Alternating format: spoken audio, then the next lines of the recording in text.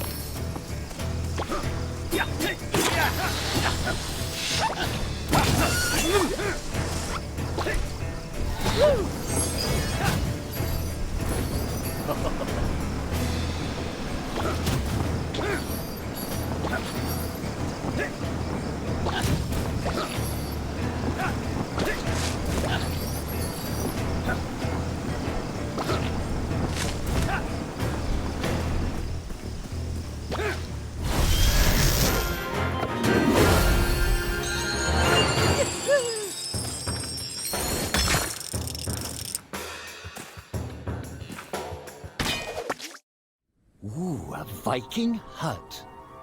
It was strange there was one so deep in the forest. Could this be the place the goblin spoke of? Perhaps inside there were answers. The hut was abandoned. All that remained was a book. Although Oddmar was never one for reading, he opened it. Inside the book it read, Diary of Vaskar, the Disgraced. Could his old friend still be alive? With Oddmar's parents gone, Vaskar took Oddmar in. Despite this huge responsibility at such a young age, Vaskar had impressed the chief and become a promising young warrior. The chief was so impressed, he decided Vaskar was to lead the Vikings into the forest for the first time. Vaskar went to the forest alone to prepare. But the more he went out there, the less he wanted to hurt anything within it. He begged the chief to reconsider, but the chief was not a very thoughtful man. When Vaskar refused to lead the charge, he was labeled a traitor and was banished. Much time passed, and a fairy visited Vaskar.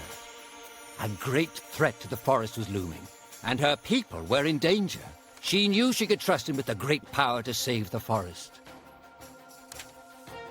He had no idea he was to fight the god of chaos.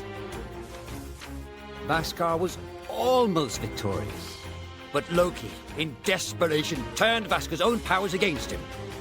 He was cursed, but Loki was driven from the forest for now. The curse was quickly consuming Vaskar, but the fairy could not help. Loki's hold on the forest and their magic was still too tight. The fairy asked if there was anyone else who could help. Vaskar was reluctant to put his friend in danger, but he had no choice. Oddmar always asked himself why he never went out there, why he was too scared to try and help his friend as he had helped him. He often thought about that. But where was Vaskar now? Perhaps his aunt laid further down the river.